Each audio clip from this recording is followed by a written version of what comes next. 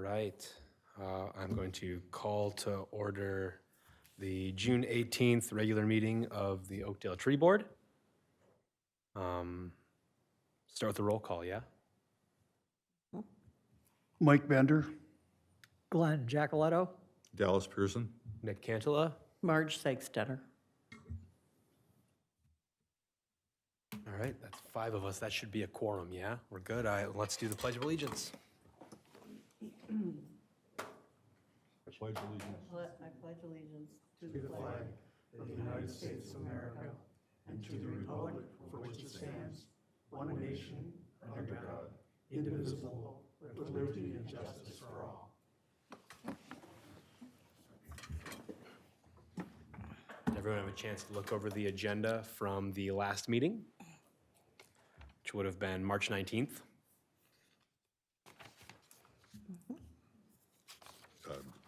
Approval of agenda for tonight first. Oh, sorry. First, we need to approve the agenda for tonight. Does anyone have any issues with the agenda for tonight? Mr. Chair? Yeah. I would like to add to old business. I've Yeah. got some things about the Arbor Day Tree Giveaway.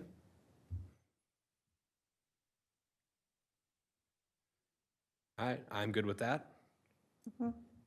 Anybody opposed to adding that? Do we need a motion for that, or can we just add it?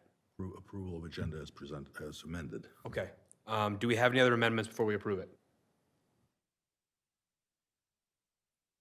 Hearing no other amendments, I would look for a motion to approve the agenda as amended. So moved. Second. All in favor? Aye. Any opposed? All right, we will go ahead with that agenda then. All right, now we can approve the minutes from March 19th. Did everyone have a chance to look through those?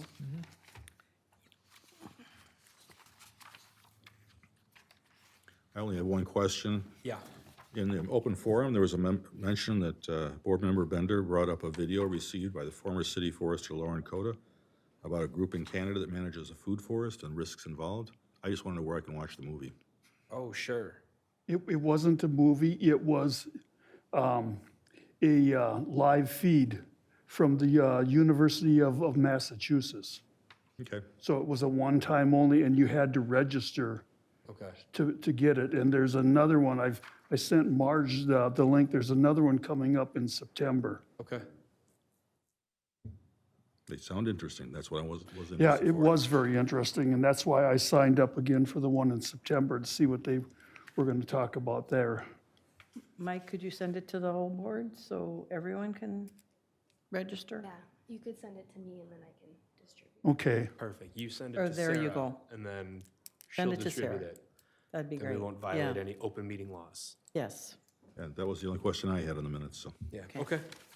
I didn't see anything that jumped out to me, so could I get a motion to approve the March 19th minutes? I make a motion to approve the minutes as stand. I second. All in favor of approving? Aye. All opposed? Motion carries. We'll approve the minutes. On to open forum then. We need some advisory body training. Sara, please and thank you. Good evening, tree board members. Thank you so much for having me. I am Sara Ludwig, the city clerk. Chris Volkers, our city administrator, would have loved to be here this evening, but she had a scheduling conflict. So I do have with me, though, our city attorney, Jim Thomson. So we're going to go through some training for our board members here tonight. And first, we just want to thank you so much for your commitment and your contributions to not only the tree board, but also the city overall. I know this takes some time out of your personal lives, so we do appreciate that very much. So looking over the training for this evening, we'll go over just some brief city information, boards and commissions 101, meeting information, legal information as given by our city attorney, some communication information, and then lastly, any next steps for you.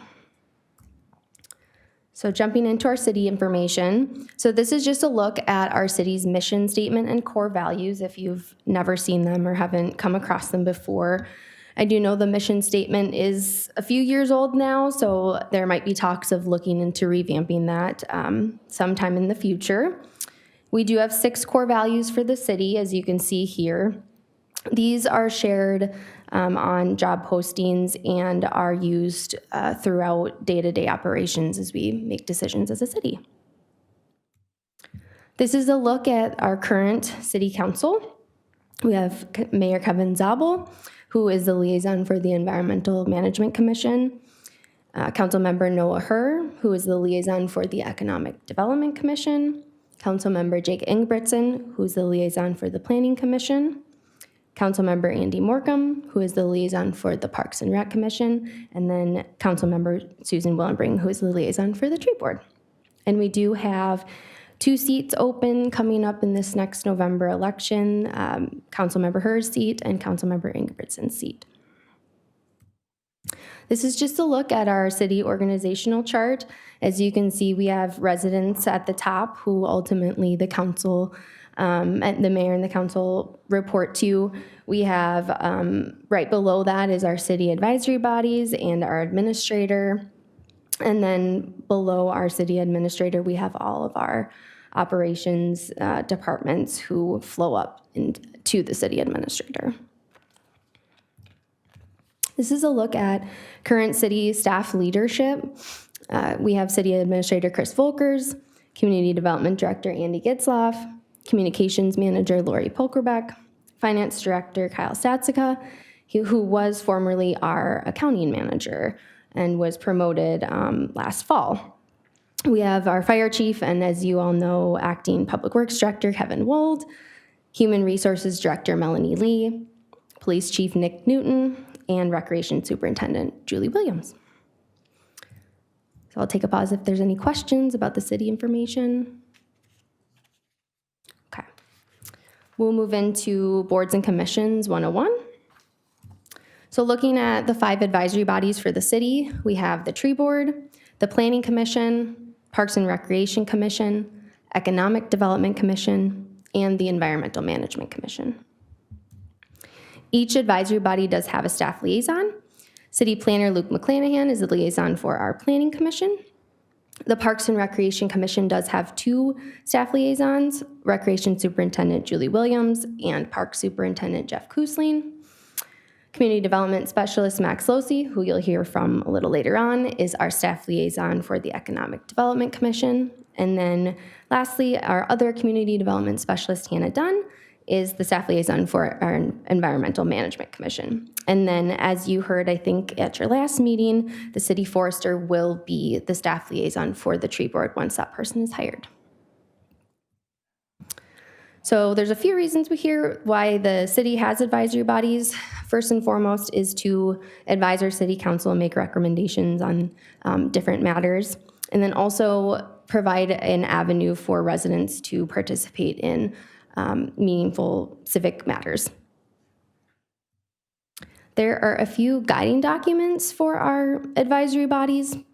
We have the city code, and each advisory body does have their own dedicated section within a chapter of our city code. Yours is chapter 22, the trees chapter. We also have a city policy. It's CC002, which is our city council advisory boards and commissions policy. And that goes over some internal processes and then also things like special roles, term length, and things of that nature. And then this is new. It's a handbook that we're going to be sending out to all of our advisory body members. And this is something we heard from many members. We just want something that we can kind of refer to when we have questions. So this will be your guide for any general policies, procedures that apply to you.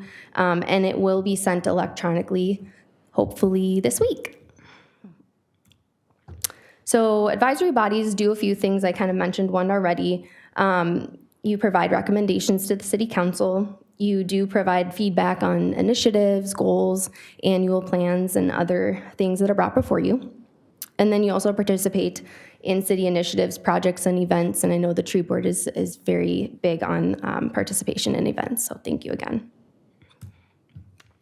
There are a few ways that the advisory body work can be initiated. So first by the board or commission itself, by the city council, and then also by our city administrator. So going over a work plan, I know this is something new for the tree board and I think a couple other of our advisory bodies. So the work plan guides and focuses the work of the advisory body during their monthly meetings and also throughout the year.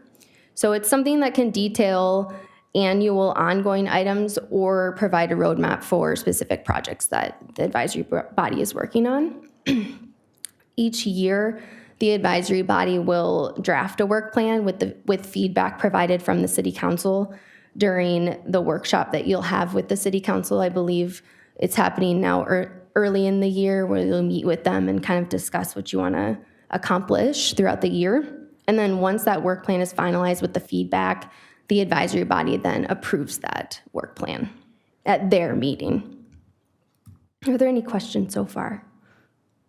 Okay. So there are a couple of things that the advisory bodies do not do. First is direct the work of city staff members, take any responsibility for financial performance of a city facility or program, as our advisory bodies do not have any financial authority. And then lastly, speaking on behalf of the city or the advisory body without permission or discussion prior. Next, we'll look at a few special roles within our advisory bodies. So we do have the commission or board chair, and that is the chairperson who is elected annually at the first meeting of the year, and they are the presiding officer over the meeting. So this person's responsible for keeping the meeting moving, assuming that everyone has reviewed all the materials ahead of time. We also have a vice chair, and that person is also elected at the first meeting of the year. And they will preside over the meeting in the chairperson's absence. We have a staff liaison. I touched on that a little bit before, so that's going to be a dedicated support staff member for each board or commission, and they'll attend every meeting. They'll also take part in any discussion with the advisory body as appropriate, and then they will arrange to create the agenda, make sure the recording is taken, and then also handle the minutes during the meeting. Each advisory body also has a council liaison. So that is going to be any city council member, a designated city council member for each advisory body. And that person does attend every meeting as well. And they provide updates from the city council on city matters or other pertinent information. And then they also will take your feedback or questions and bring that back to the city council so that there's a good two-way communication there between the advisory bodies and the council. And then lastly, looking at the ex officio member. So that's going to be a specific designation for a member, such as a student, which we do have here in Oakdale, and that person will be a non-voting member. All right, and then next we'll look at the annual calendar. So the first meeting, as I mentioned, you'll vote for your officers. And then in January or February, depending on the schedule of advisory body meetings, there'll be an appreciation event, which is like that workshop I discussed with the council. And that's where you're gonna flesh out your annual work plan. In July, we will have a new member orientation. That's something new as well. We're trying to roll in training for advisory body members just to ensure everyone has the information they need and has an avenue to ask questions. And then that's also going to be when new terms begin. I know a few of you are up for reappointment, so your new term will start July 1. And then each year in the fourth quarter, you as the advisory body will work on developing the annual work plan prior to that annual meeting with the council. I'll just pause for questions. Okay. So there are a few things about meetings specifically that you'll need to know. So there are a variety of different meetings. The advisory bodies, though, have regular meetings, which have the established cadence that we all know, and that is going to be the most common type of meeting in general. Where and when are the meetings? The tree board meets every third Tuesday of January, March, June, and September at 5 o'clock here in our chambers. The staff liaison does take the minutes here during the meeting. We also have a support staff person who does assist with those minutes after the fact. And then, of course, we know the meetings are recorded. Looking here at some key components of minutes, these guidelines do follow our Robert's Rules of Order.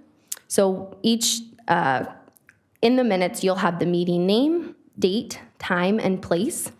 You'll have who was in attendance, any approval or corrections of the previous minutes, any motions that were made, including who made the first motion and then who also made that second motion, a brief summary of what happened, and then any other actions that took place. And then generally speaking about minutes, it's a record of what was done, not what was said. Looking at the agenda, the staff liaison does create the agenda in consultation with the chair. We do ask that advisory body members come prepared to the meetings. That just means review the agenda and any related materials prior. You can write down your questions and your comments. You can email your staff liaison prior to the meeting. You can bring them just however you get prepared. And then we also ask that you follow the agenda because that does outline the order of business for the meeting. This is a snip of the current agenda that we use. So we do have a header that does outline the type of the meeting, the date, the time, and the place, as I just discussed. And then in the body there, we'll have the call to order, which the chair, of course, calls the meeting to order. There'll be a call of roll, and we just ask that it is a verbal call out of names, and the staff liaison does perform that. I know right now there's not a staff liaison. So just in the future, it just helps to make sure we understand who's here and who's not. Approval of the agenda as presented or as amended, as you just went over earlier. Same thing with approval of the minutes. It'll be as presented or as amended. And then open forum. I know this is something new for, I think, all of our advisory bodies. So this time in the meeting is for public comment. So for anyone in the audience, whether resident or not, that wants to come and speak, this is that time for them. So we just ask that the advisory bodies follow the same procedure as our city council. Open it up every single meeting, whether you see someone here or not. It's just to make sure the public is aware there is a time and place for you to share your feedback or your thoughts. And then it does, the procedure does follow our city policy, which is MIS 014. And then looking down at the tree board review, so the old business, that's going to be anything that was previously discussed on a past agenda. And then the new business will be anything that's formally coming before the board for the first time. The staff liaison updates are going to be anything provided by the staff liaison on other matters. The board member updates is a time for the board members to share information or updates on other matters. And then lastly, we have our council liaison update, and that's going to be provided by your council liaison on city council and other city matters. And then finally, adjournment. This does require a motion and a second. Looking at attendance and recruitment. So attendance is important to perform the work of the commission or the board.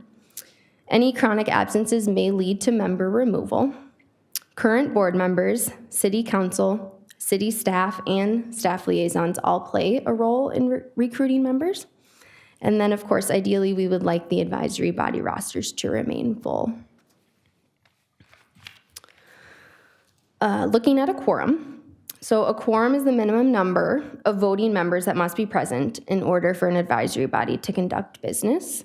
So I believe you have 7 members, so you'd want 4 members present. And then if a quorum is present at the beginning of a meeting, the quorum must be maintained for the advisory body to continue to conduct business. Ethical and respectful conduct, things to avoid. Speaking over or cutting off another individual. Insulting, disparaging, or putting down people or their ideas. Bullying other members by displaying a pattern of belittlement. Or making demeaning, judging, or patronizing comments. We ask that the chair maintain order throughout the meeting. And then these are ethical and respectful conduct tips to strive for. So using Robert's Rules of Order to maintain that order we just discussed.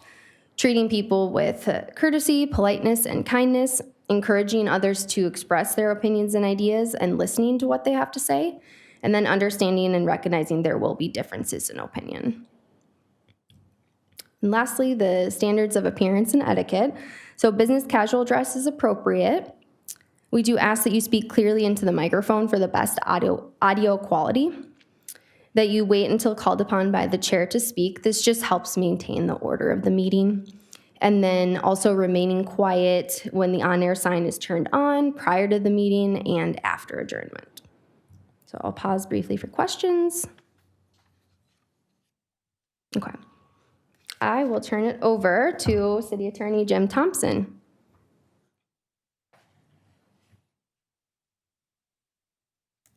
Hi, thanks, Sarah. Yeah, my name's Jim Thomson. I'm the city attorney. I'm actually in private practice with a law firm, Kennedy and Graven, and we contract with city contracts with us to provide the services. So I'm not an employee, and because of that, I drew the short straw and have to give you the Robert's Rules presentation. So I will do my best to make it interesting. The main thing, when I show just a short video here, the main thing to keep in mind with Robert's Rules is it's designed to facilitate meetings, not to impede meetings. So that's really what it's for, is to have meetings run efficiently. So short video on this. Oh, there we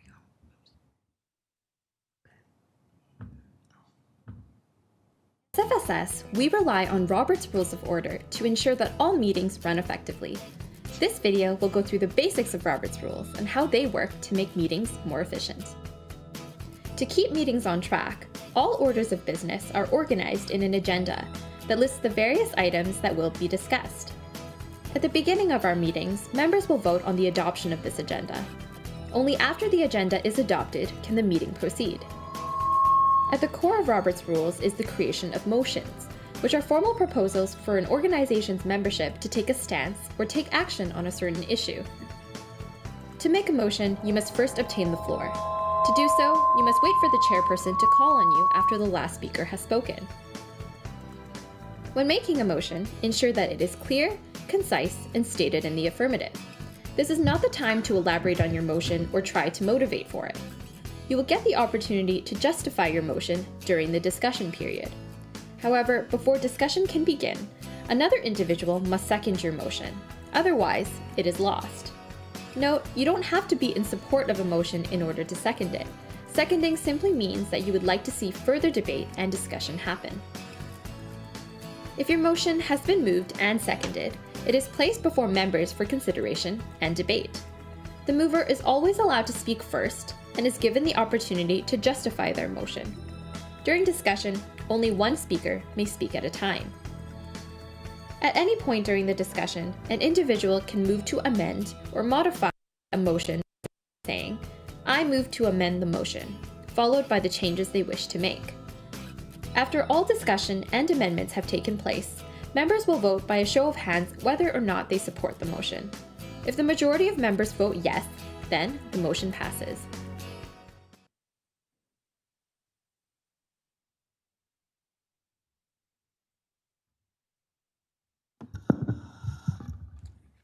Okay, so the only thing that's different that was on there is that you don't vote by a show of hands. That was for like a town hall meeting. You vote by, affirmative saying aye or nay. So that's it. Don't keep it simple, and you'll be fine. Okay, one quick note on the role of the chairperson. Sarah already covered this a little bit, but the chair presides at all the official meetings and generally ensures that the group acts upon items that are on the agenda, and the chair is expected to ensure that decisions are made in a timely manner, yet careful not to limit discussion, assuring that both members of the public and board and commission members have an opportunity to be heard. So, now, the other thing I'd like to cover briefly is laws that apply to you now that you're a commission member, or since you become a commission member, that don't apply to you in your private life. So you get this new job, and we now have a few laws that apply. My only purpose in this is to make you aware of those laws, not to give you an in-depth analysis of them, so you are aware of them. If something comes up, you can ask questions about them. So the first one I'm sure you've all heard about is the open meeting law. And the open meeting law prohibits action from being taken at a secret meeting and ensures the public's rights to be informed and allows the public an opportunity to present its views on a matter. The open meeting law has been around since mid-1960s, if I recall correctly. And I've said this to the other commissions too. You think that a law that's called the open meeting law would have a definition of the word meeting in it, but it doesn't, okay? So the legislature overlooked that for some reason, and has overlooked it for whatever that is, 70 years. However, there is a 1983 court decision that does define meeting in the context of the open meeting law, and it defines it as a gathering of a quorum or more. In this case, it was a city council, at which they discuss, decide, receive information as a group on matters relating to city business. You'll note from that definition that it's not a requirement that decisions be made, okay? A meeting occurs if you're discussing official business, regardless of whether you actually make a decision. Now, in 1983, we didn't have electronic gatherings or social media. So the law on that has been developing in the last 20, 25 years. And the main ones that come up are emails. Can an email, a chain of emails, be a violation of the open meeting law? And there's actually a conflict on that issue. There's a Court of Appeals decision from 2012 that says no, and there's what's called an IPAD advisory opinion. That's a state agency that issues advisory opinions on open meeting law and data practices, and that said yes. So I'm going to quickly cover this. I don't want to get too legalistic on you, but the appellate decision had to do with email exchanges, and the court said that 1983 court decision that I mentioned appears to assume that the law applies only to in-person meetings, and the statute on remote participation, which is in state law, requires that the public be able to, quote, hear all discussion. So the court concluded that open meeting law does not apply to written communications. And this was what's called an unpublished Court of Appeals decision, which means it doesn't really have any precedential effect, but it's there.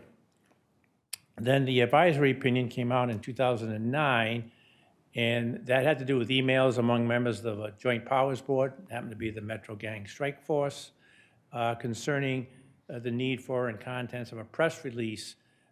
What happened there was there was an article coming out in the newspaper. Reporter contacted the executive director of the board and said, do you have a comment? He polled all the board members. They responded to him, and they provided a comment on behalf of the board. The court said that, the opinion said that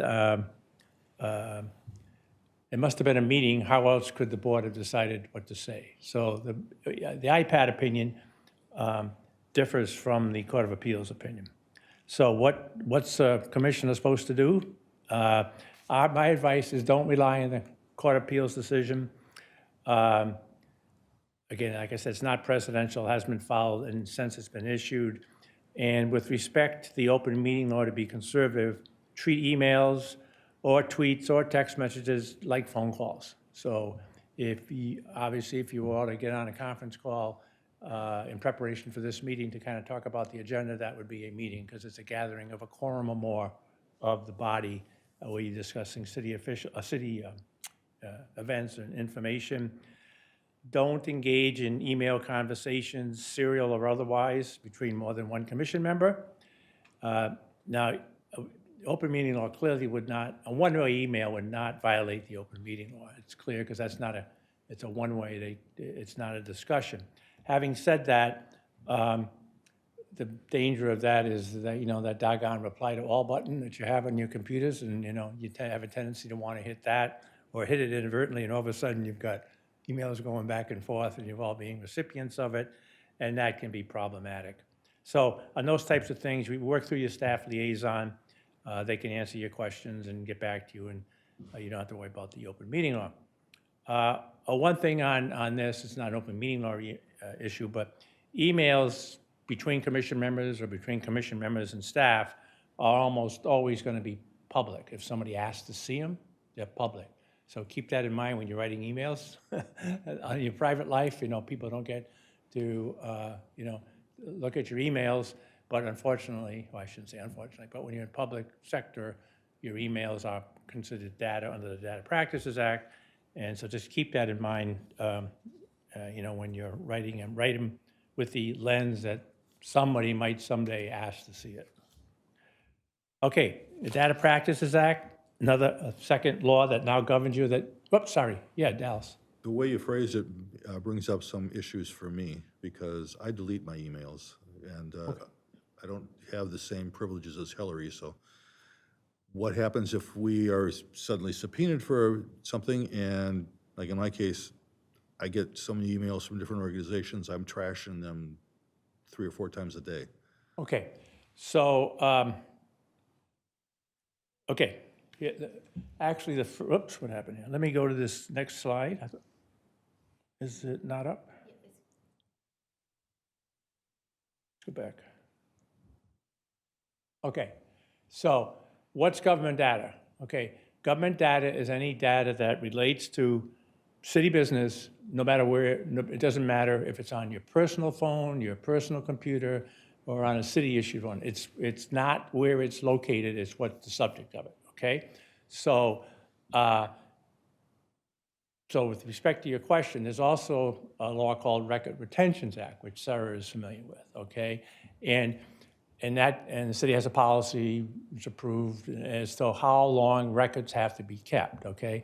I'm not an expert on that, Sara is, but emails are considered transitory and don't need to, there is no, but yeah, what's that? Until read, yeah, until read. So you read an email, you can delete it, you're not, assuming it's city business, you're not I don't need violating. to go create another email address strictly for city business. No. So, if you're on your personal phone and you're texting and it's a city business and after you're done, you delete it, that's fine, okay?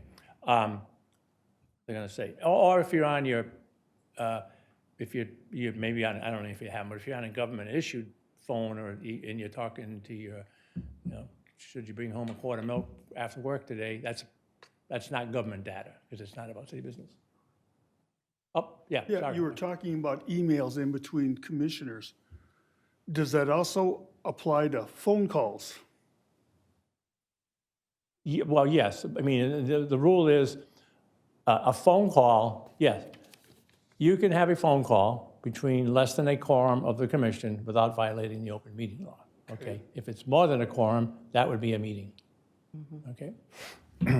And you'd have the same problem with. Serially, according I was just going to say, you're going to have the same issue with serial phone conversations. If you call one calls another, and the law is a little, well, it's not gray, but it's ambiguous in the sense that the law on that is, well, what's your intent? And if your intent is to avoid a public discussion, it's a problem. But you don't want to have to fight that battle about what your intent is, so just stay away from them. You certainly can call another commission member and ask their opinion on something, or even 2, but not more than a quorum. Okay. Yeah, so I just covered this. If it relates to performance of your duties, it's government data, and it doesn't depend on the location. Whoops, wrong way. Okay, one thing I don't think you'd get involved in is possible, but one type of data that sometimes commission members get involved in is called property complaint data. And that's data that identifies the names, addresses, or other identified information of persons who register complaints with the city concerning violations of state law or local ordinances concerning the use of real property. Those types of emails, the identity of the person is private, okay? Not this, well, and the substance of the communication is private if it somehow would identify the person. So you probably don't get any of that. More likely staff would get something like that. So, but just the heads up on that one. All right, that's it on Data Practices Act. Staff takes care of this stuff for you, but just be aware of it, primarily on your own emails and text messages and communications, so you know that most of those are always going to be public. All right, the third law is conflict of interest. Again, in your private life, you don't worry about conflict of interest too much unless you happen to have a job that you have to worry about it. But there's a law, well, it's actually mostly out of court decisions, that says that any member who has a financial interest in or who may receive a financial benefit as a result of any advisory board action would have a conflict of interest. So the focus is on a financial interest. You know, if your brother-in-law comes before the commission, something, or a relative, and you don't have a financial interest, that's not a legal conflict of interest. There are situations where sometimes participating in that, you know, causes an appearance that you might want to avoid, so it'd be perfectly fine to abstain, even though you're not required to in those situations. So that's not a legal conflict of interest. If you have a conflict, disclose it ahead of time and abstain from discussing or voting on the matter. Typically, if this ever comes up, you'll check with staff ahead of time, they'll check with me, and I can tell you whether or not this, you know, you have a potential conflict of interest. But just be aware that that law exists. One minor, no, I shouldn't say minor, but there is one situation where you might have a conflict when you don't have a financial interest, which is an example I use. If you're a president of a nonprofit organization and they come to your commission for some decision or approval, you don't have a financial interest, but what hat are you wearing when you participate? Are you wearing your commission member's hat, or are you wearing your president of the nonprofit hat? So those types of situations, I would conclude you'd have a conflict of interest, even though it's not a financial conflict of interest. So just be aware of that too. Okay, that's it on conflict of interest. Just remember it's there. And then finally, the gift law. And commission members may not receive gifts from any interested person in conjunction with your advisory body duties. An interested person is anyone that might have something come before the city for action or recommendation. So it doesn't apply to, you know, gifts from relatives. There's a $5 limit too that doesn't even qualify as a gift. The bottom line on this one, as I just give advice, is that if you think somebody's giving you something, a lunch or dinner, something, because you're a commission member, it's probably a gift. Okay, so that's probably the simplest way to describe that.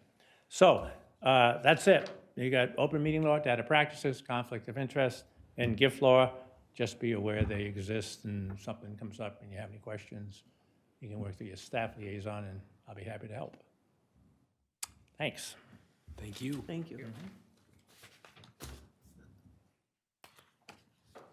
All right, and then briefly, I will wrap up with communications and next steps for you all. So this is a long list of all of our social media channels for the city. There is a way for you to sign up for notifications on our website for news flashes or the agenda packets or those types of things. So if you need help with that, just reach out to me or another staff member and we can get you signed up for that. That's just a good way to keep apprised of the events and anything happening around the city. But yes, you can take a look at this in your packet and click on these links to get directly to the pages for the social media channels. This is a variety of ways that you can stay informed with the city council. So each council member does have their own Facebook page for the city, and you can follow them. And that way you can just kind of see what they're up to, see what the city is up to. You can watch the council meetings on YouTube. You can read the minutes that are posted on the website after they are approved. You can, of course, participate in that annual work plan or appreciation event that was discussed previously. That's just a great way to communicate with them in person and really get that dialogue going. You can, of course, hear from them through their council liaison update. And then you can always just reach out to them. Their phone numbers and emails are provided on the website, but you can also just ask a staff member to give you that information. This is just some information about communicating with the public. So it does help promote your work, communicating with the public, whether that's speaking to your neighbors or, anybody you may run into. Obviously, you guys attend plenty of events, so talking to people there, your neighbors, that type of thing. And then there are a couple tips here. So just ensure that the decisions of the advisory body are based on the information that's provided to you and results in a group decision during the meeting.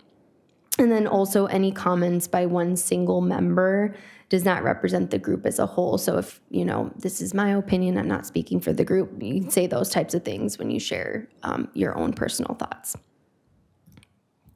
And then we just ask that you engage with us on social media. You can repost things that is shared by either the council members or the city pages. And then comment. It just helps reach additional audiences and just gets the word out about the city. And especially when there's surveys or events, those types of things.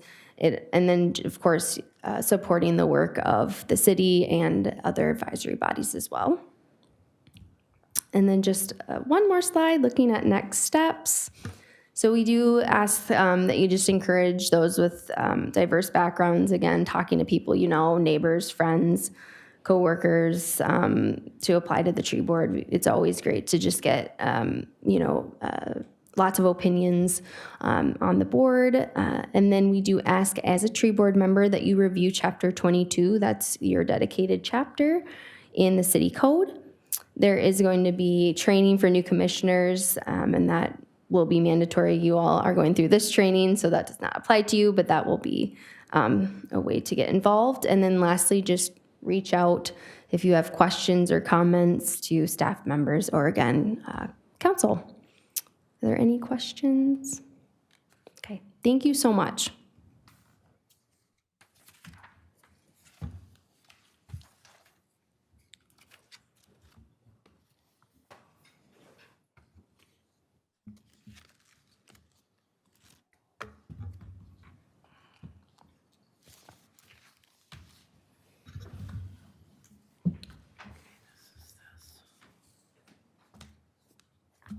Great. Can I get our presentation up on the screen?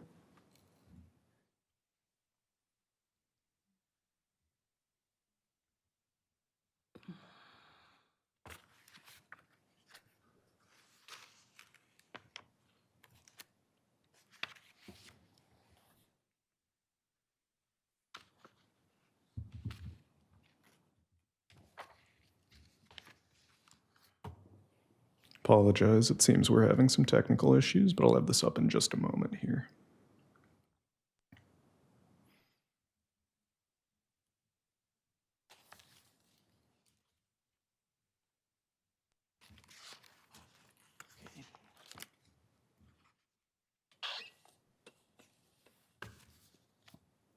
All right, are we able to get the presentation?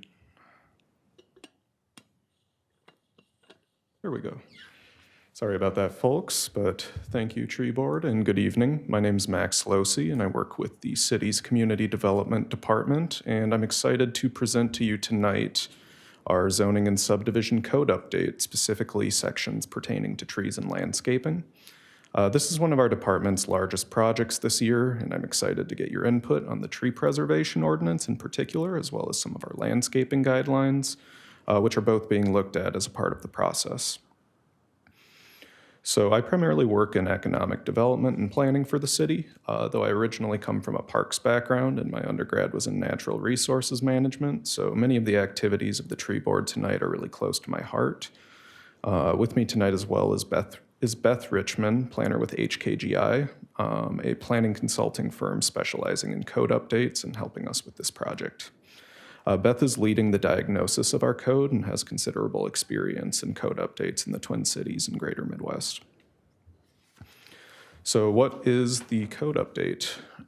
So our zoning code generally pertains to what land uses are allowed in the city, where they can be built, and sets requirements for lots and buildings. That's where our tree preservation ordinance, which is presently in the trees chapter, comes in, as well as our landscaping requirements. Generally with this project, we're looking to update and modernize select chapters and sections, align the code with the comp plan and other plans, including the Glenbrook Small Area Plan and the Pedestrian and Bicycle Plan, improve user friendliness, and ensure that we're meeting state statutes, federal laws, and any judicial rulings that are relevant. We're relatively early in the process. We're currently in the code diagnosis stage where we're looking at our code and trying to explore different issues we see, what could be improved. We're doing some public input at this point, talking to stakeholders around the city about their experience with the code and how we can improve it. Next, we'll be looking to draft the ordinance revisions after we've completed this step, review those, which will make sure the tree board has an opportunity to look at relevant sections that might be changed, and then hold a public hearing and adoption.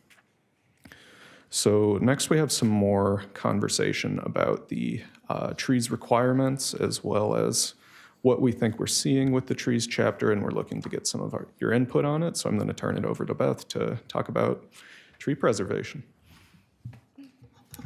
Thanks, Max, and good evening, everyone. It's nice to be with you. Tonight, I'm just going to kind of go over what we have found as we've been reviewing Chapter 22, as well as the landscaping requirements in the zoning code. Kind of what's in there today, the findings that we have come across as far as things that may be appropriate to update, and then really what we're looking for you is your feedback and input. You use these sections of the code a lot, and it's helpful to understand how they're working or if there are areas that can be improved. So with that, we'll cover the trees chapter, so chapter 22 kind of first. So that chapter has a number of different kind of subjects in it. That includes disease control, tree trimming, as well as the establishment of the tree board itself. Those are areas that we are not looking at as part of this update. The main section that we are looking at is that tree preservation section itself. And really what this section is intended to do is to protect and preserve trees, particularly when there is development or some type of action that's happening on a piece of property that's removing existing trees. So it's kind of what are the processes, what are the procedures for what happens when trees are removed. So currently that section of the code is separated into three different kind of parts, based on different actions that may result in tree removal. So that is just development in general, site grading and utility work, and then building. So if somebody just wants to put up the building and that's going to result in tree removal. So those three different kind of activities also have different criteria and different requirements. And it's something that staff has noted is kind of a challenge, something that's a little bit confusing to understand where the differences are between those and why the different criteria are separate between those three. There are also, or there is language about significant woodlands as well, because those are required to follow preservation standards. So if there are thoughts or questions about that tonight, we can certainly have that discussion as well. But one of the next pieces that I wanted to touch on, which is one of the biggest parts of this tree preservation section, is the replacement schedule itself, which I think I'll just flip to it. So reading through this, and as I was looking at it kind of as a clean, fresh eyes kind of perspective, this table to me is kind of confusing to understand. I'm seeing head nods, so it sounds like we're on the same page there. My understanding is that, based on the types of tree or trees that are being removed, a developer or property owner can then pick either category A, B, or C for how they want to replace those trees.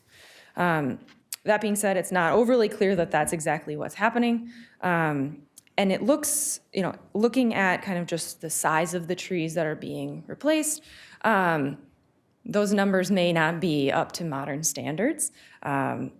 We've seen some of our landscape architects in my firm are seeing that just from a survivability perspective, that the larger the tree that's planted tends to not do as well. And so, happy to have that discussion tonight about kind of what your experience has been with this, kind of where we may need to go. But right now, to me, it seems clear that there needs to be at least some sort of update or change. But happy to talk that through. Excuse me, may Yeah. we ask questions? Sure, bring it on. So on this table, it wasn't clear at all to me what those definitions of category A, B, and C meant. Yeah. You know, so, but you're saying they can choose which? That's my category? assumption, but it's also not clear to me. Okay, that was, like, I was looking for the definition somewhere of what those mean. Yeah, the way community development staff have interpreted it, essentially, category A would be the largest trees. So what the table says is you have to plant fewer trees on a one-to-one basis if they're larger, and then as it gets smaller, that number increases. Got it, thank you. Definition got lost. The definitions appear to be embedded in the table, actually. It's what category A, B, and C are. That's how I read that too. The way it appears to me is that if you remove one coniferous 12-inch or 12-foot to 24-foot high tree, you can replace it with one category A, two category B, or four category C plants. Yes, that makes sense, but I don't know what category A means one of I'm what. thinking it's these, If you go down to the bottom where it says deciduous or coniferous, so if you're replacing it with one category A coniferous tree, it would have to be not less than 10 feet in height, which seems inordinately expensive I see, and less likely to survive. okay. But this is exactly the confusion that, That's why we need to fix it. yep. Great, So- great, this is totally confusing. Yep. Okay. So some of the findings that we've had just reviewing it, again, there may be more that comes out tonight, but one is that the prompts for tree replacement, so when it's required and then kind of what is required, can be confusing, hard to understand, and also conflicting. So part of that is the fact that you have kind of those three separate categories of development, site grading, and then building. Those are treated differently. They're also not well defined as individual categories. And so, again, Max, feel free to step in, but sometimes it's difficult for staff to understand which standards and requirements to apply. And so that's something that looks like that needs to be cleared up. And then there was also another kind of question that we had. This is something that we've seen in more recent code updates, talking about tree diversity. You do have some of these standards in your landscaping, but there's not as much in the tree preservation section. And so what I mean when I say tree diversity is requirements for when you plant a tree. If you have to plant 10 trees, they can't all be maples or they can't all be oaks or something like that. And so right now in that table, it basically says you need to replace with something similar as what you're removing. But kind of wondering if there's an appetite or a desire to, yes? I have a recommendation for that. Sure, bring it. Within urban forestry, the recommendation is no more than 5% of any given species, 10% genus, 15% family. And so if we could build something like that in, that would absolutely encourage urban forest diversity, and then require people through the code to adhere to that. Okay. Yeah, that's interesting to have all three of them.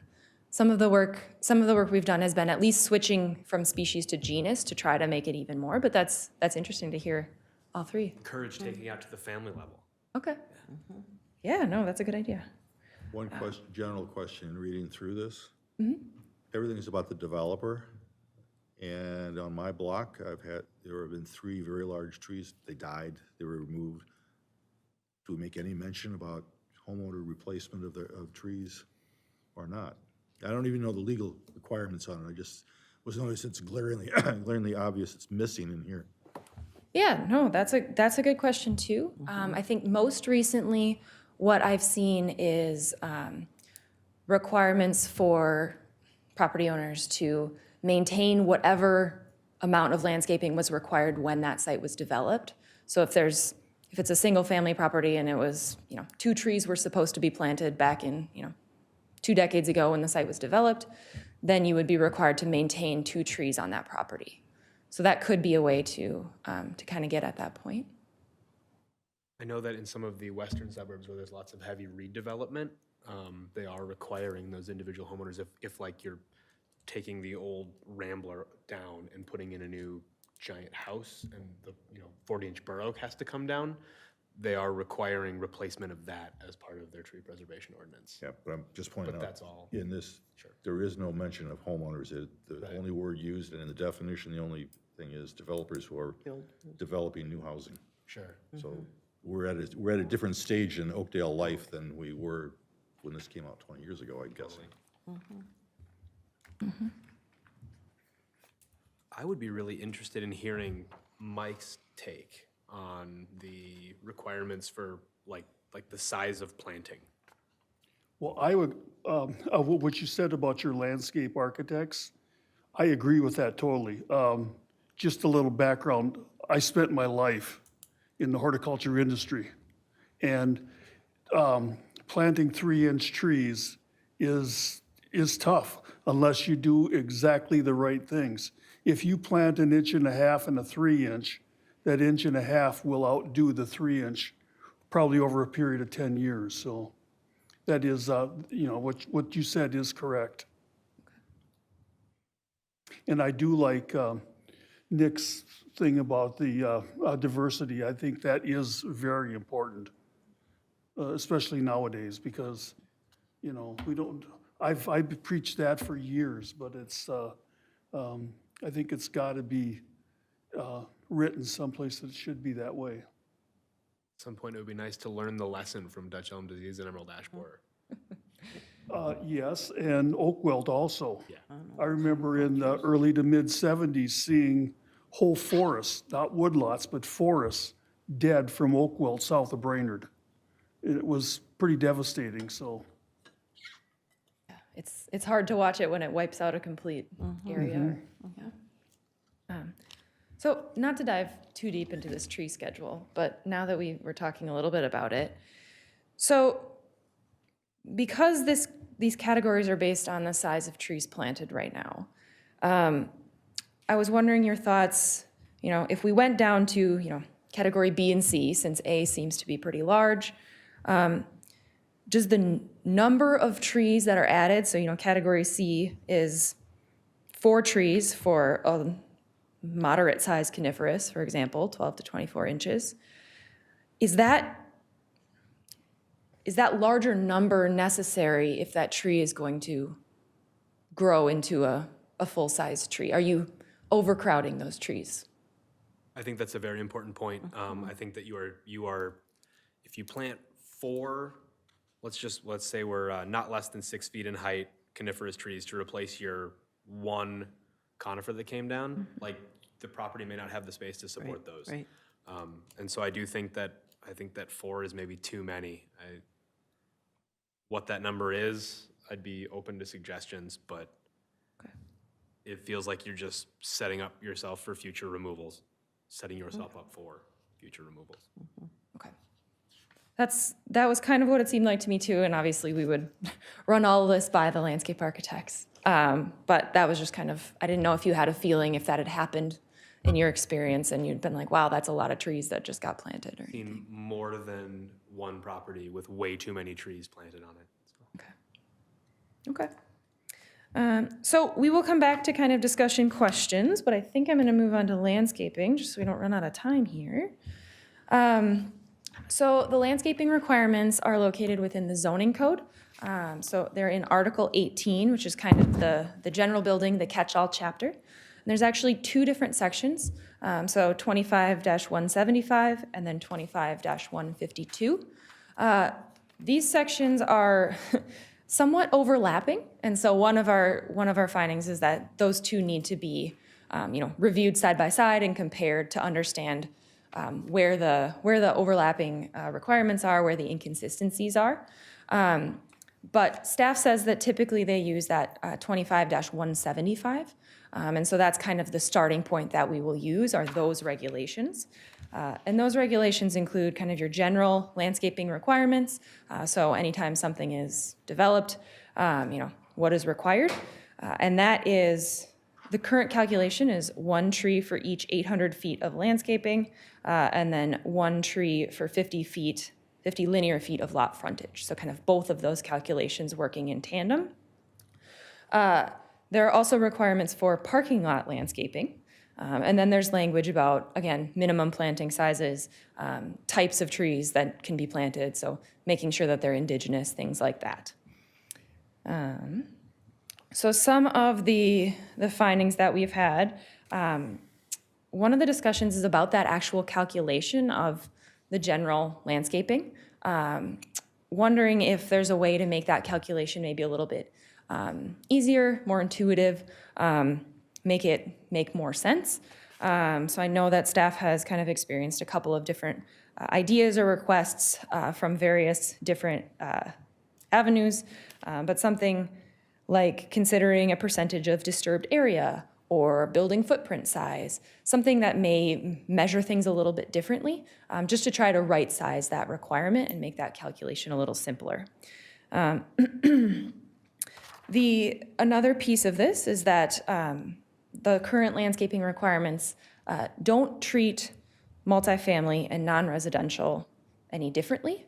Now, some cities are fine doing it that way. Other cities feel that there should be or there is a different feel between a multifamily property and kind of a commercial or industrial property on the expectations for what the types of landscaping should be.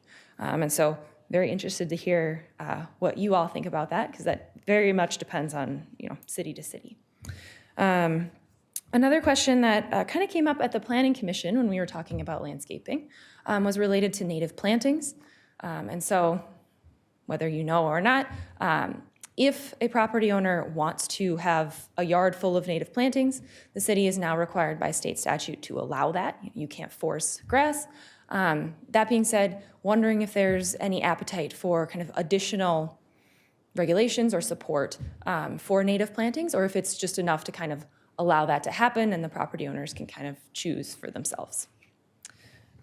So with that, I think we'll open it up. We have some discussion questions, but really this is kind of your time to share. Yeah. Well, Nick had his hand up first. Oh, sorry.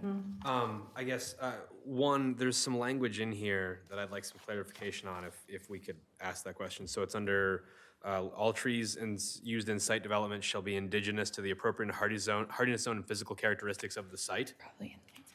That is under the landscaping. It's the page, chapter 25, article 18, page 89. It's item 3 under landscaping there. Yes. So what that's saying is it just has to be appropriate for the hardiness zone and the actual physical site characteristics like drainage, that's not necessarily pointing to it has to be a native plant, right? That's my understanding, yes. Cool, good. Just want to make sure I was clear on that. Other questions? Yeah, when you talked about that the state says that somebody wants to do native plantings, I would say we'd have to put something in there that if those native plantings are aggressive and move to their neighboring property, that shouldn't be allowed. If Glenn wants to plant all this native planting and then it jumps over to my yard and I have to spend all kinds of money trying to keep my yard up, that's not right either. So, it's got to be native planting within reason. Okay. Didn't mean to pick on you, Glenn. It's all right. So I can flip back to discussion questions, I think. We've got them on the slides. And we can flip between trees and landscaping, whatever thoughts kind of come up first. But for trees, we talked a little bit about that tree replacement schedule, that chart. If you have any thoughts on how to make that easier, or other thoughts about, where are the areas that are really tricky there. If there's any trees that we should be prohibiting and saying, you're not allowed to plant these when you are reforesting or when you're, replacing trees. Or on the flip side, if there are any trees that we should be saying you need to plant. We talked a little bit about tree diversity standards, what are the site activities that prompt tree preservation ordinance? Is it just, a certain amount of movement or development on the site? Is it, a building versus a full development? Kind of what have you experienced any kind of lines or guidance for that to go to? So if you have any thoughts? I would like to make a comment that I think Dallas, you mentioned that the homeowners, like if someone builds a garage, for example, and has to remove trees, I think it would be very challenging for them to figure out what, if anything, they need to do from the current code. And so it almost feels like there needs to be a section. I thought that too, and when I was reading this, it's certainly, for developers and builders, those words are used all the time, but a homeowner who's got one piece of property, how and what part of this code should they be following, or all of it, I think that would be very helpful to clarify another category of homes, whatever, development. Okay. Question about the current city, building permit process. Is there a requirement to have a tree preservation plan as part of applying for a building permit? So if it's triggered as a building under the tree preservation ordinance, we would require a tree preservation plan and review that according to the ordinance and make sure that the allowance of trees that can be removed isn't exceeded, and if they are, the replacements follow the schedule. Okay, so that's just part of the standard now, if you're gonna be building a garage and a tree has to come down, you guys go out and require that they have a plan for that? Yeah, I don't know if we have for a garage yet. It depends on the scale of the development, and it's something we could better My clarify. personal experience predates you and Luke by a couple of liaisons. I had to build a shed. The only way to put the shed in was to cram it between the tree and the property line, too close to the property line. I had to get a deviation to do it because I was not about to take out the tree and I wanted to put the shed in there. So we worked out how close could I come, but there was no plan required for doing anything. It was, I'm preserving the tree because I want to preserve the tree. And you didn't have to do, I didn't have to do anything else in that discussion. Yeah, in the last year and a half, we haven't required it for any new residential sheds or something of that scale. We primarily applied it to, there's say an empty lot where a new house was built, we'd apply it there. We apply it to our larger developments as well. Would the city have an appetite for requiring that for anything that needs a building permit? Right. I think it's definitely something we can explore, and we'd love to get your input on that as well. Generally, I think we'd want to make sure that the criteria for when that would be prompted is very clear as a part of this code update. Sure. One of the gentlemen you'll have to talk to just left, so. Yeah. 'Cause that is fraught with legal issues, I'm sure. Yeah. My thought would be the accessory dwelling units, the ADUs, that I don't know if Oakdale's has any of those yet, but it certainly seems to be a trend, and if it's approved, that would, could take out a big chunk of property in someone's backyard.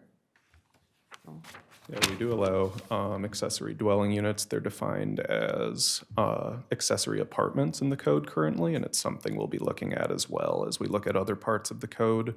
And we can certainly look into as well defining that as a prompting factor for when the tree preservation ordinance is triggered. Thanks.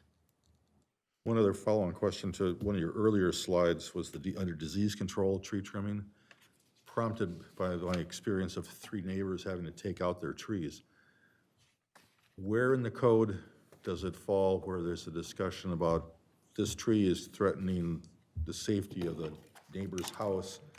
What's responsibility requirements for both the neighbors notifying each other, things like that?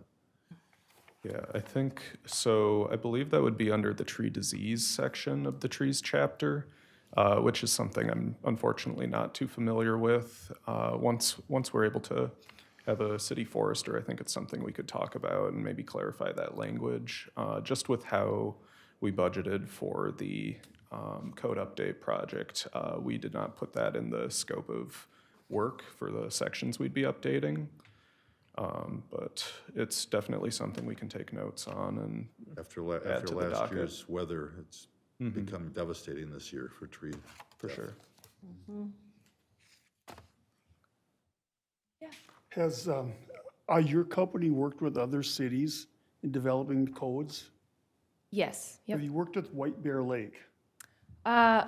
We have worked with them. I don't believe we've worked with them with their tree ordinance specifically. Because but- they do have a tree ordinance, and it's pretty spelled out. They use formulas that you need to use if you're taking down trees. Okay. And I passed that down to Nick for him to look at. Yep. Yeah, we're always looking for good precedents. So if you have other examples too of different cities that you like or that make No, sense. this is just one I've dealt with, so. Yeah, I know the city of Shorewood has a very rigidly defined tree preservation ordinance. Some might call it draconian, but that's an opinion. Yeah, there's a bunch of cities around I know, and I'm happy to do some research and send some stuff over if that would help.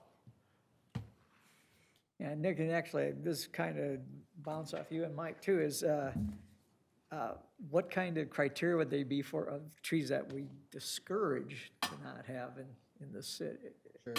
I think we already have, is there already language in the code that precludes exotic invasives or anything listed by the DNR as a noxious weed?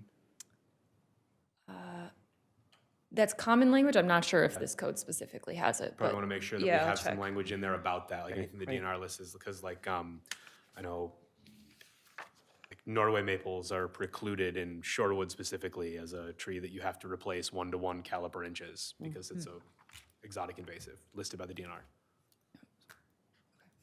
Yeah, the reason I brought it up is with our previous arborist here, I was really interested in some trees that were on the property of the Oakdale post office.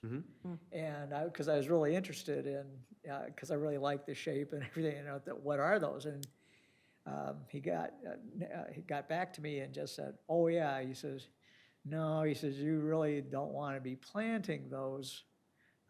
And he gave his reasoning, but I thought, well, there's an example though. I don't know the post office, that's considered federal land or not, that, well, they put them in. And yet here our arborist said, no, you really don't want to have those at your own home or such. So that's the whole thing there is, it isn't necessarily considered a noxious or a tree that is, some kind of invasive or such. It was just that, just because of the nature of the tree and maybe that was put in there, it just shouldn't be planted in this area. So that's kind of one of the things I was kind of wondering about with recommendations on trees that we shouldn't be planting. Yeah. Appreciate that. Yeah, I think one of the examples that I've seen, and if I'm wrong, catch me and quote me on it, but like female ginkgos is something that a lot of cities prohibit. Ash trees, obviously. Right. So there are a couple where a lot of cities do. I think this would take some deep thought because, one might come up and say, well, I don't want any cottonwoods planted. Right. But what if I were to say I can give you a cottonless cottonwood? Because they exist. So, but because it's got cottonwood in it, it probably wouldn't be allowed, so. And then on the other hand, you could say nothing that has artifacts, but then some of the artifacts are great winter interest or good for feeding wildlife or whatever. Well, and some cities find that having that list, but it lives outside of the code. Yeah. So you have a list to refer to, but it's not, you're not held by city code. By it? But sometimes that's helpful just to kind of give people the options of plant these, don't plant these. This is kind of what we're Neighborhood looking for. or citizen educational place on the website. Yeah, exactly. Yep.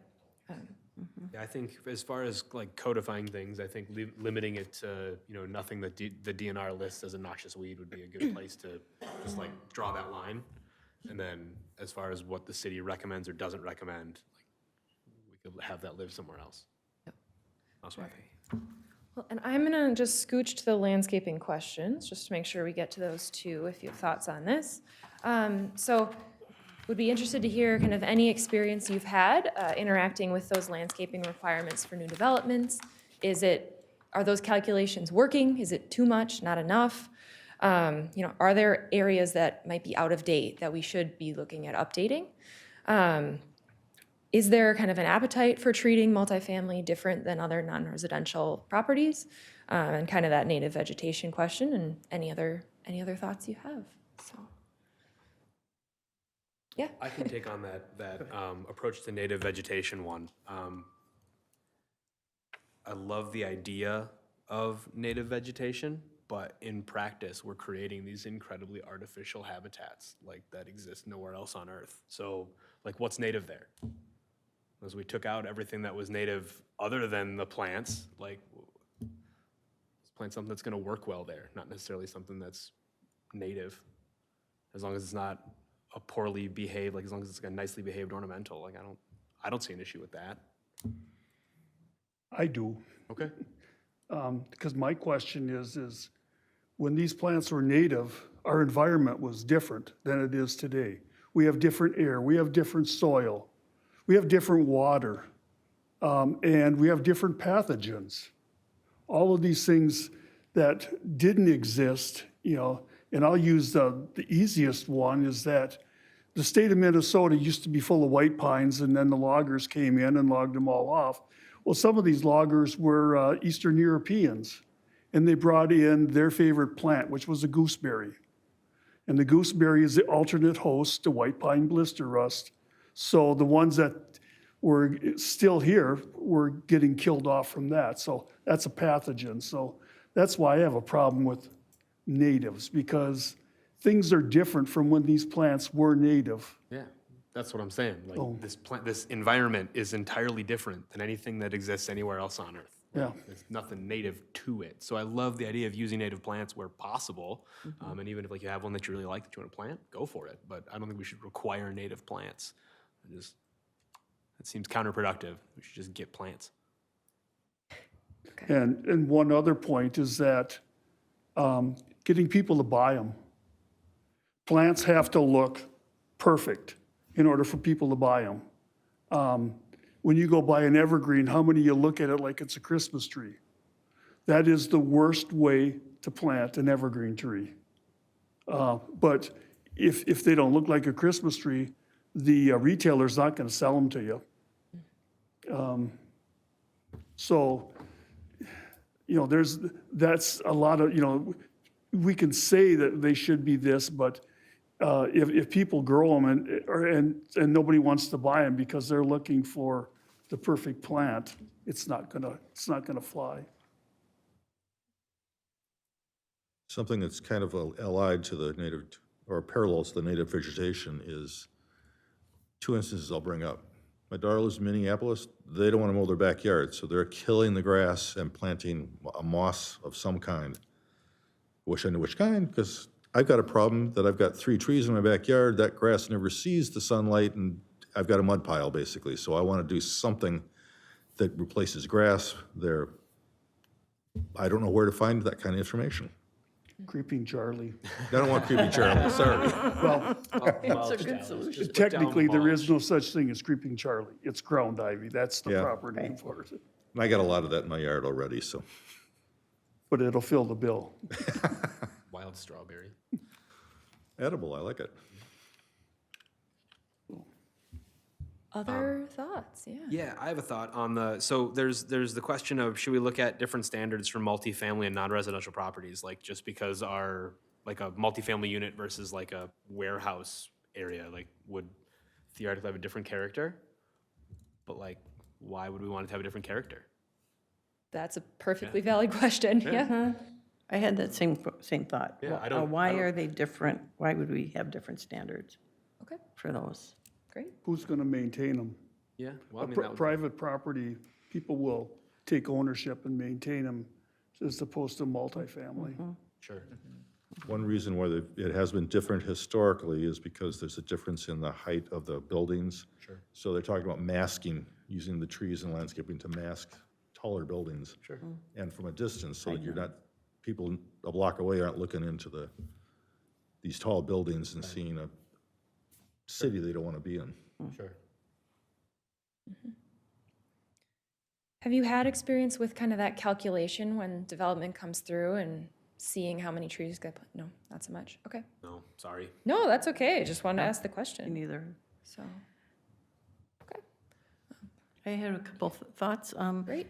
One was on lighting, and this is just like the whole, because I live next to a school that has now put in lights in the parking lot.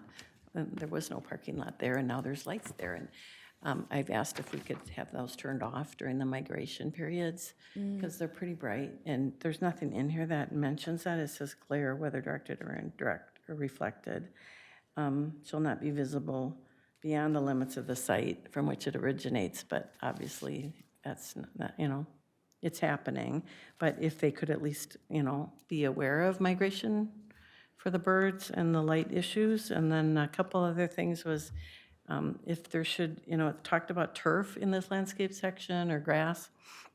How about bee lawns? Are those acceptable or not? That's a new trend. And then just gardens in general, how, like a veggie garden, how does that fit in here? Or a community garden in a park or a development, a big development, if they want to put a community garden. Does that, the whole definition of landscaping, does that cover things like that?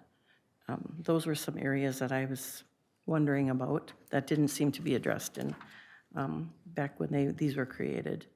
But there's certainly trends Yeah. today. And then the native vegetation, I'm a total native, I love native plants, but, when we teach classes about native plants, we always suggest bordering it, making it look tended, putting a fence near it, having some turf on one side, having it managed, appeared managed, so that people understand that someone's taking care of that garden. And if there are thistles and things like that that come in, that those should be managed. So it's a bordering piece of a native planting. I got one other thing, and we are talking about trees, but I noticed something else in the code, talking about shrubs. You list 5 gallon, but you don't have a size. Right. I've had experience with people or contractors who, the code said 5 gallon, but they had a 6-inch plant in a 5 gallon pot. So they did code. So I think you should have some kind of standard minimum height and width. For sure. Okay. Okay. Yeah. And actually, it should be a number 5. It's not, 5 gallon is a misnomer. Great. Well, I And I think, think just, I got one last thing. No, that's before- fine, yeah. I mean, I'm not going to take the last word. Anyone can say whatever they want. I have one last thing for me. I just think generally, looking at the sizes that are the minimum sizes that are required, that are listed, a lot of them just seem inordinately big. And even when you get into the landscaping one for plant size requirement, a minimum 1.5-inch size on all deciduous trees, you can get some very nice 1-inch diameter trees, and they'll grow so much faster and survive so much better in those really, really poor site conditions that tend to exist, especially if we're talking about a commercial setting where someone's putting in a new warehouse, and they're going to put in these giant trees, but they're going to die next year because no one takes care of them. Those smaller trees are going to do better. So it might be better to encourage them to plant smaller trees, and they'll do better longer. yeah, no, that's a great point. Our LAs try to get people to switch it to 1 to 1.5 is generally what they're trying to Sure. get cities to switch to. And Cool. some cities are more excited to do that than others, so, I would agree with what Nick just said, too. It's all true. okay, great. And what we give away at the tree giveaway is considerably smaller, too. So- Yeah, absolutely. And They're when we do tree plantings for the city, we're mostly putting in 1-inch whips, except for those Buckeyes that we gave away this year. They're 2 inches in diameter. It's insane. Loved it. Technically, they were 1.25 inches. They were huge. They were not 1.25 inches. Those things were Trust me, I know, I put them in cars. gigantic. Well, I think that's about all we have. If you have other thoughts, you can send them Max's way, and they will make their way to me. So I appreciate all your time tonight, everybody. Thank you. And guys. feedback. That was awesome. Thank you. Thanks so much. And yeah, if you do have additional thoughts beyond what's been said tonight, just feel free to email us at planning@oakdalemn.gov, and we'll make sure that it's considered as well. Awesome. Thank you very Thanks, much. Matt. Yep, thank you. Appreciate you coming out. And asking for input.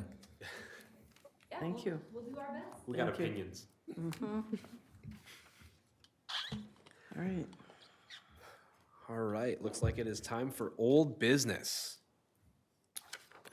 So up number one on that is the Tree City USA Growth Award, which we've got an insert here. Well, an additional Chair piece of paper. Cantor, Yeah. one thing for the open forum, if you could open the open forum. Thank you. Okay, so I will now open for public comment. All right, we'll take a minute to open for public comment here. Well, there is no public, so we'll move on from the open forum. Now it's time for the Tree City USA Growth Award. Sara. Yes, thank you. I would just like to present, so the city did get awarded the Growth Award through the Tree City USA for the year 2023. So we've got this beautiful plaque that they provided, and I know we're working on that. Right now, you are going to present on that, and then the city will apply for that again for 2024. Here, can I take the? Please do. All right. Yes, so after our last meeting, and thank you, congratulations, I guess. It was an easy thing to do last year to apply for that. And so Mike and I took a look at the categories. These are 85 categories that we can apply. We need a minimum of 10 points to apply every year. And just basically looking at the categories, picking out about 15 that apply either currently or very easily doable for us as a community. There's 15 there, but taking a look at 2023, we had 14 points. Really just by doing the EAB management plan, that got us 10 points right there. But just for safety, we added in a couple other of our activities that we normally do. For 2024, one assumption, I guess, is that there's continued education for staff. And I know the Shade Tree Short Course, the Forester has been there. I'm not sure if other staff attend, but that's worth 3 points. There's an annual work plan that now we are doing every year. So that's worth 3 points. Our tree planting project, the Jane Klein Memorial Spring Planting, is worth 2 points. Let's see, what's this next column, or the next row? Or tree, the Buckthorn pickup in the fall. Assuming we keep doing that, is worth 4 points. New tree board members, that seems to be an ongoing activity that we backfill when we have openings. And then our fall Buckthorn cleanup is worth 3 points. So that's giving us easily over 10 points, just doing kind of these basic things that we've been doing, and we probably could have been getting this award for quite a while. So I think, so I put together a spreadsheet with Mike's input, and I can send that to you, Sara, for distribution. But, you know, looking at 2025, I think if we're easily over 10 points, there should be no reason we can't get that award. And it just shows the opportunities that we have and the fact that we are doing good work in the community and we're being recognized for it. So I was glad to hear that we did get the award, and it seems like a fairly straightforward thing for Oakdale's tree board that is already doing these things with the forester and the community. So let's go for it. Okay, I will shoot that to you, Sara, after the meeting. Thank you. Any questions, comments? Great job, Marge. Okay, and Mike participated in this. We spent some time. Great job, guys. Investigating the options, but there's plenty more as well, if ever we feel like we're going to be short. Okay. If you just take a look at this long list of 85 categories, there's lots of good things in here. Okay. Okay? Perfect. And then I do know the forester, once they're hired, that will be one of the things that they will take on. So I'll make sure that that gets in that person's hands. Great, thank you. Mike, you had an addendum to the agenda. You want to Yes, talk about the tree giveaway? I have two things, and I'm going to apologize because after Sarah's presentation, the second part of my thing for the Arbor Day thing, I think should have been new business, but my first one was that I'd like to send my thanks and my appreciation to the public utilities personnel who set up and do all the heavy lifting of the Arbor Day and of the tree planting. They make it easy for us. We just show up and do little or nothing. So I want to make sure that they get our thanks for that. And second of all, when we put the Arbor Day trees online, I went in about 3 or 4 days after it was first put up there, and it was already full. And so I thought, we're going to give away all our trees. And we had an awful lot of trees left over. And the part that stunned me the most was that Kevin had a huge wait list. And only one person showed up from that, on that wait list, and they got the tree they were looking for.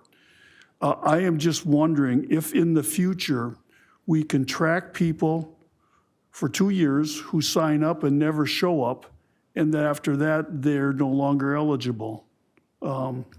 Just a thought, because it's, when you've got that many people on the wait list and they don't get something, and I know that these trees don't go to waste, they get planted in the city, so it's food for thought. Okay.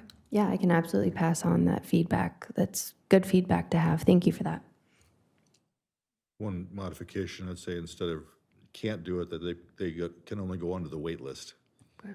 So that they still have an opportunity if they do show up. But I would think that after 2 years, They probably won't show up for the wait list either, but Yeah. at least you're not excluding them, which, Good call, Dallas. I believe I heard on, at the tree giveaway that by noon the first day, those trees were all allocated, that they were gone that fast on the sign up. And one question I have is there a potential for a larger number of trees to be ordered? I know that we have a budget, but is it possible with the high demand to get that number increased? I can absolutely ask and look into that for you. Right. And then I also, Deb's not here, our liaison to the Master Gardeners, but Deb Moeller had asked if there was a way for us to have this event at like the fire station and have a drive-through indoors. We've always had we've had very bad conditions some years, but I don't know if that's possible with just the whole logistics of the fire department and where they would have to put their trucks. But that was a thought, brainstorm maybe, is could we do a drive-through in a facility? Yeah, I can ask Yeah. staff for sure on that too. Right. Just throwing some idea out there. I also would, I know the Master Gardener table was very well attended this year, and having those little seedlings is a big draw, because I worked at the checking people in, and I said, be sure to stop there. There's some little seedlings, and everybody's like, oh, okay, I will. That was helpful, and people like that, and I know they're very inexpensive. So it's a good value, I think, for people. Yeah, I also let people know when they were picking up their tree that if they wanted more trees, they were available to them Right. through the Master Gardeners. Yeah, yeah. I was hanging out at the table pretty much the whole time because it seemed like the most fun spot to be, so I just stayed there. We gave away a lot of trees. Yeah, lots of the little seedlings. So that was a great add to this event, and I'm not sure everybody's aware of that. So trying to advertise that a little bit more. Okay. Great inclusion, thank you. Thank you, Mike, for adding that. That's everything we've got on our old business. We'd be on to new business now, and first up would be the 2024 Scott Carver Buckthorn removal event. All right, so this one I think is more for tree board to discuss, but I do know that as part of your work plan that you approved, it says second Saturday in October, October 12th, and then the time was determined 9 to noon. And then there were some ideas on location. So I will leave that up to you all to discuss. Yeah, in the past, the former city forester had been identifying locations within like the nature reserve. Okay. Oakdale Nature Reserve, and we would just go over there and work on it as a group. They'd basically do all of the legwork beforehand, and then we'd just haul the brush out. Okay. That's how it went down. Okay. Which I would just be in favor of whoever ends up taking over as city forester, just allowing them to identify a site, and then we could go from there. I think that worked out really well. Thank you for that. I think the only thing that happened last year was that some of the high schools weren't informed. Because we only had a couple students, and I think we heard after the fact that there was a mix-up and the schools weren't informed about it. Okay. Yeah, we'd want to make sure that whoever ends up taking over or someone holds that communication and gets the information to North. We've historically had North St. Paul, but I think we've been working more with Tartan the last year or two. Okay, and I do actually have a note here that as the date was going to get closer, staff would be reaching out to those high schools and then other groups as identified to try to get those volunteers. Sure. Yeah, I think it's a great event, and it's always super fun to hang out in the woods, drag some brush.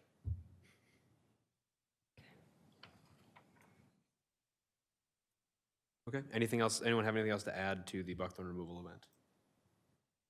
Okay. Well, then let's, glasses. Then let's move on to the tree trek at the Oakdale Park Reserve. I think, Marge, you and Mike have done some work on this. And mostly Mike. Mike, I think you've done some work I on have this. to say kudos to Mike, because he's a walker, and he's identifying, he's a tree expert. And so we know that the map that was put together in 2020 with the tree trek had some errors. Mike put together a list. We actually went back today, and there's 2 events coming up that are going to be guided tours of the tree trek. So there's one on July 10th, and that's being sponsored by the Oakdale 50+ group.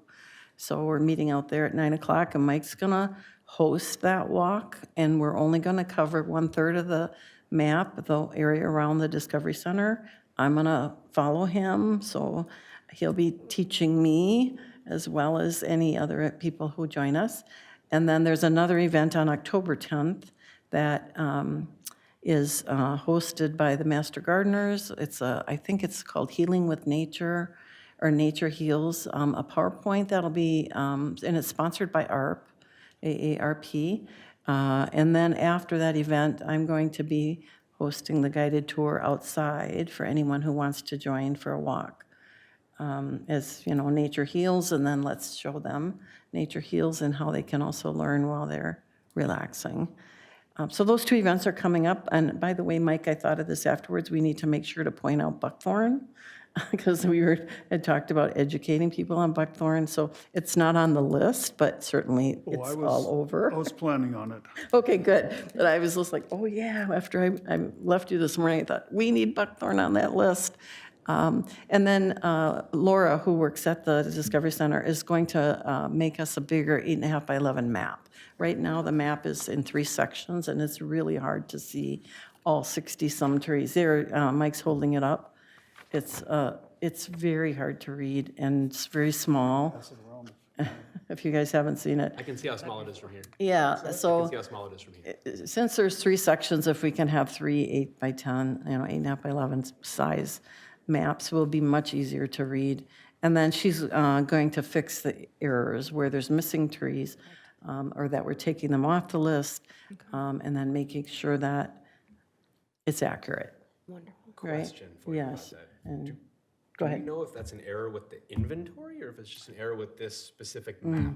The map, the inventory. The shape file is okay, but like this map is like just something's off with it. Yeah, some of the trees, for example, was it the red bud?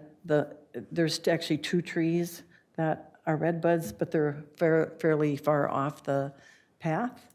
The sign is over by the path. The trees are there, but one question I had is there a way to just even tie a ribbon around the post, the identification post, and one of the trees, or both of the trees, so people can easily identify? But I think Mike has found some missing trees, some dead trees, just things that happen over time. Probably maybe 80% of it is accurate, but we're trying to fix that last 20%. Because if we're giving people a map that says there's a tree there and they can't find it, it's just going to be frustrating to anyone who can't identify a tree. That's what we're trying to do, is help them. And if you can't figure it out. Do we just have maps like laying out up there for people to grab? No, and Laura told us she's not been printing the maps because she knows they're wrong. Yeah. Well, So she's intentionally, unless someone comes and asks for a map, hey, do you have, how because often is that happening? I didn't ask her that. Yes, Mike? Me, Mike, is it? Okay. because Yeah. I heard about the tree trek through here, and I saw some of the signs there, so I went online, and I couldn't find it in the Oakdale site. So I went in and asked, and there was one printed for me. Later on, when I put in search tree trek, then I found it on the Oakdale site, but it's not easily to find. So Right. hopefully we can get enough attendance of this to get people's interest in. As I was telling Marge this morning, most of my dealings with people and trees are their hatred of trees. They've got the helicopters. They drop their leaves. They drop sap on my cars, et cetera, et cetera, et cetera. And, one of the things I'm going to hopefully try and point out is how valuable trees are to society. So, Right. and hopefully this gets maybe more people interested in preserving trees, so. Right. So one of the concerns, I think, we did this project in 2020, so, it's 4 years old. Mike pointed out one of the signs, the labels, so the Lions paid for the posts, the city paid for the labels. One of the labels, even though we had the labels approved by the DNR, has the incorrect Latin name. Oh. And I don't remember what it was, Triloba. American cranberry, they got it as Viburnum opulus, Yeah. which is European cranberry. But then it says Americana after it, so it's mixed up. But, so there's a typo on there, and the odds of us getting like one new label corrected, I don't know if that's gonna happen. The person who created that artwork is not here, I don't know if there's history. So, yeah, we're trying to make it work without any physical, like, major investments. New posts or whatever. We're just kind of reducing the overall impact from maybe 60 some original trees to maybe 55 or some number. It still will be effective if we can get the maps right and have them available for people to pick up. Okay. And one thing too, the forester will take on these improvements as well when they come on. So really great feedback for that person to work with. Yeah, it'll be a great resource, I think, once we get it cleaned up and tightened up. So, and many, many thanks to Mike for his diligence. He's really walking the walk out there, walking the talk. Thank you. Thank you, Mike. Yeah. Okay. Okay, well, that's everything under new business. If there's nothing else to add for the tree trek, we can move on to our staff liaison updates. Yeah. Yeah, anything for us? Yes, I have a few things. So I'm filling in for Chief Wold tonight. One thing is we did have a new member appointed by the council on June 11th, Laura Kittle. Unfortunately, she was unable to make it tonight. She does send her apologies. She's very excited to get started and will review the material, and she could possibly be watching right now, but she will hopefully be attending in September. The city forester position is on its way to hopefully having somebody in it soon. So second round interviews do start next week. And then hopefully the person will start by the end of July.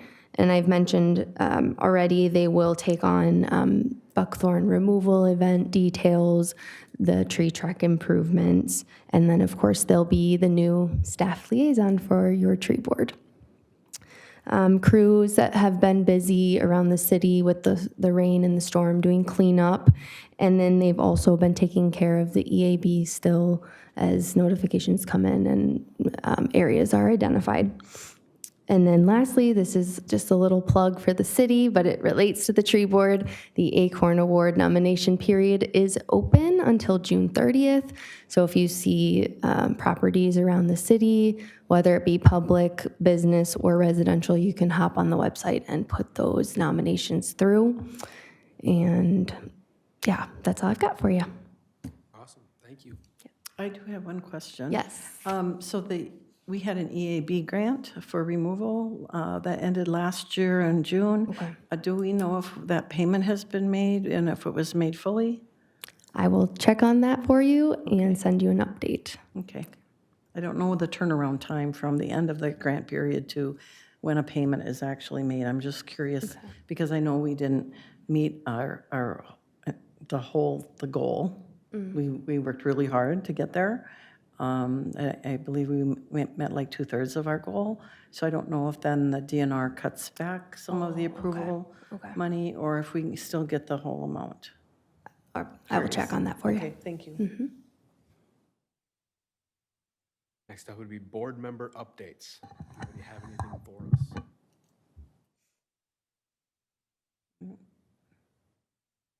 Okay. Council liaison. Thank you for coming out tonight. Thank you for having me. Sorry I haven't been here, and thank you to Mayor Zabel for filling in for me. This was really an interesting meeting, actually. You guys know a lot about trees. You know some things about trees. Yeah. To piggyback on Sara, I would say nominate for the Acorn Award. There's so many beautiful landscaping around here, and whether it's private, public, whatever, it's just beautiful. And we got to have a lot of nominations because they deserve the award. Second thing is parade starts next week, Thursday, right? June 27th. And then there's a band after, so that's when Summerfest starts. So cool. What else did I have? Oh, yeah. We did the groundbreaking for Willowbrook Commons Park, which should be finished by this fall, I believe. Andy said October, which is pretty exciting. We also did the groundbreaking for Aldi, which is looking like next spring. And the Public Works is remediated, so all the soil is remediated, and they haven't broke ground yet, but I think it's because it's too wet, right? Yeah, I think that's what Andy just said, that it's just a mess. And then as far as city council goes, we are just working mostly on the budgets right now. It's been fun, 2 workshops already. But if you have any questions for me, happy to answer any questions. And thank you for having me back. Yeah, absolutely. I tried to come out to the groundbreaking at Willowbrook Commons, but it stormed that first day. So, It did. Yeah, but we rescheduled. I couldn't make the next one. Yep. Got to do it the next week. Yeah. I'm excited for that park. It's going to be pretty incredible, I think. Premier Park. Totally. Yeah, the renderings look really cool. I know, and it's just completely different than any park we have. So I think it'll be great for the community. Anything else? I know you guys want to get out of here. It's been a long meeting. We have a time, we're bumping up against time limit, right? We gotta get out of here ASAP, huh? No, I thought there was a council meeting tonight. Turns out there's not a Parks meeting. Oh, there's not a Parks meeting. Parks meeting was after this. Okay, yeah, then we're good. Right. We can hang out as long as we want, guys. I mean, I could stay here, The party at. Being one who's always up for educating the public on identifying things, if we had a Buckthorn identification class or something going on the line right now, that'd be great, but we don't, so. Yeah. Well, you can come to Mike's tour, one of those 2 tours, and we'll be able to point out Buckthorn easily. In all honesty, it takes more than one class. You have to get out there and, so at the Buckthorn event, Dallas, we will So- introduce you to Buckthorn. Yes. Our past forester did introduce me to Buckthorn, and it went, and I don't remember a thing about how to identify that silly plant. Which is real common statement of people learning plant material. You have to continually look at it. Well, at different stages of life, it's different too, so. Yeah, but I mean, especially like, you know, in a natural setting where there's things that look real similar right close by it, so. That's why I like the educational pieces, which time on that is E21, 3 Well, points. I think I was Marge put something on the Oakdale thing about identifying buckthorn, because I saw it in there, and I thought it was a very well done piece that was how to identify buckthorn. It's well done, so. So, there you have it, we extended the meeting for you. So I got a question for you guys then, since you're the experts. Why is buckthorn so bad? Invasive species. Where do we basically. start? The berries. The birds eat the berries and they spread it everywhere. It also, there's science apparently that it changes the soil. That it's harder for things to grow once it's removed out of the soil, so it's making some changes. It's That's also, pretty new, I think, new science. it grows super dense, which makes it hard for other things to grow up underneath it. Like it can grow well in the shade, but like the overstory trees, like if it's growing in a bunch of oaks, like the acorns just won't germinate and survive. It outcompetes our native plants, I think, is, you know, the things Okay. that we would like to grow and the diversity. And so it's a monoculture, and that's part of the issue, I think.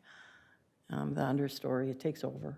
Yeah, nothing here like naturally like wants to, like the birds eat the seeds because it's a food source, but like nothing's out there browsing. There's nothing co-evolved to stop it.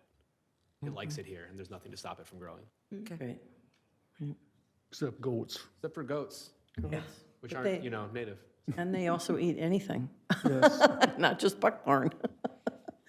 Man, Any woody stop bringing material. up the buckthorn goats. We've talked about that so much. It's just like, I'm so over it. Well, the other thing is that the nursery industry brought buckthorn in because it was a tough plant. Back in the 60s and 70s, there were buckthorn hedges throughout the Twin Cities because they were tough as could be, and they were secure as could be because nobody was going through them. When they started finding out it was invasive, they went to this other one called columnar buckthorn, which was supposed to be safe. But as they found out, the seeds from that reverted to the common buckthorn. So it's just a tough plant that wants to exist. So Sounds like how we got dandelions. that was a food crop. Right, brought from. It was also a woman from England who decided she wanted the pretty dandelion flower here. I ended up with a bunch of all the birds from Shakespeare in Central Park. Yeah, the nicest hedge I've ever seen in my life was a buckthorn hedge in Newport, Minnesota. Like I've been out to like multi-million-dollar properties in like the area around Bedford Hills, New York. This is the nicest hedge I've ever seen. It's amazing. My friend has one on Don't plant it. yeah, West St. Paul. It's here, it's still here. Great hedge. Yeah. Okay, Thank you. yeah. Move to adjourn. Second? All in favor? Aye. Any opposed? All right, we are adjourned. Awesome. I mean, we had buckthorn at my old house in Battle Creek, because at the time, we were in a corner lot, and that was